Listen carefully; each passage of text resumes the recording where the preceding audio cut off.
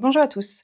Aujourd'hui, je vais vous parler des différents types de lancement pour votre formation en ligne. Il existe donc plusieurs stratégies pour lancer votre formation une fois que celle-ci est terminée. Le choix donc de cette stratégie va dépendre de plusieurs critères. Ça va dépendre de vos objectifs, de votre public cible, de la nature de votre formation, mais aussi de ce que vous souhaitez mettre en place. Et il est aussi possible parfois de combiner plusieurs de ces stratégies. Selon donc le type de lancement que vous allez choisir, il y aura donc une préparation et une organisation différentes. Et pour ça, je vous conseille d'utiliser un rétroplanning. Je vais d'abord vous parler du lancement en douceur, du lancement soft. L'idée, c'est de lancer votre formation à un groupe restreint, c'est-à-dire à des bêta-testeurs, à des clients pilotes. Ça va vous permettre donc, avant d'ouvrir votre formation à un public plus large, de déjà recueillir des avis, des commentaires, de pouvoir faire des optimisations et des améliorations au fur et à mesure. Si jamais vous optez donc pour ce type de lancement, il faudra quand même déterminer le nombre de bêta-testeurs que vous souhaitez et surtout créer un système de recueil d'informations puisque ça va être un petit peu le but de ce type de lancement.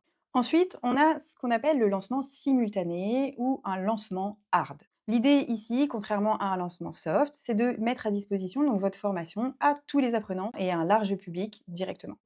Ensuite, on a ce qu'on appelle le lancement progressif. L'idée, c'est de rendre accessible votre formation progressivement, donc de débloquer au fur et à mesure les modules et les chapitres avec des accès en différé. C'est ce qu'on appelle aussi une stratégie de dripping ou de goutte à goutte. Cette stratégie, ça va pouvoir vous permettre de gérer le rythme d'apprentissage et donc de guider vos apprenants et leur permettre un apprentissage progressif. Vous allez donc favoriser l'engagement de vos apprenants et la rétention d'informations en évitant de les surcharger et de leur donner tout le contenu d'un seul coup. Ça va aussi leur laisser l'opportunité de pouvoir aussi appliquer au fur et à mesure ce qu'ils apprennent dans chaque module ou dans chaque chapitre. Il faudra donc déterminer à quel moment tel module ou tel chapitre est donc débloqué. Est-ce que ça va dépendre d'une date? Est-ce que ça va dépendre d'une évaluation, par exemple, d'un pourcentage de réussite, d'un résultat à un test, d'un rendu spécifique? Tout ça, ça sera vraiment à déterminer aussi selon vos objectifs. Ensuite, on a ce qu'on appelle un lancement saisonnier. C'est-à-dire, c'est des lancements qui vont se faire à des moments spécifiques dans l'année. Par exemple, selon certains événements ou selon certaines fêtes. Ça peut être par rapport à la rentrée de septembre, pendant des soldes,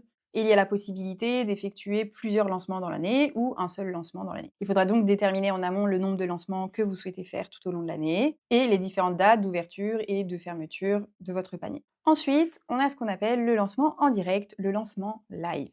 L'idée, c'est de lancer votre formation pendant un événement en direct. Ça peut être par exemple pendant une masterclass, pendant un challenge, quoi qu'il arrive, pendant un moment où vous êtes en direct avec vos apprenants. Si vous choisissez ce type de lancement, il faudra donc déterminer quel type d'événement vous voulez mettre en place, la date de son lancement et éventuellement une offre spécifique pour les personnes qui participeraient à cet événement. Un autre type de lancement qui est possible, c'est ce qu'on appelle les lancements en evergreen. C'est-à-dire que ici, votre formation est disponible en continu, en permanence. Vos apprenants peuvent donc s'inscrire à tout moment de l'année. Si vous optez pour ce type de lancement, vous pouvez quand même proposer de temps en temps des offres ponctuelles. Il y a aussi la possibilité de faire une offre de lancement lorsque vous débutez cette formation. Et il faudra surtout maintenir une communication permanente. Vous pouvez aussi opter pour un lancement avec des partenaires et faire partie de ce qu'on appelle un bundle. L'idée ici, c'est donc de regrouper plusieurs formations ensemble et donc de les vendre à un prix avantageux. Pour cette stratégie, il faudra donc prendre contact avec des collaborateurs ou des partenaires. Et enfin, vous pouvez aussi opter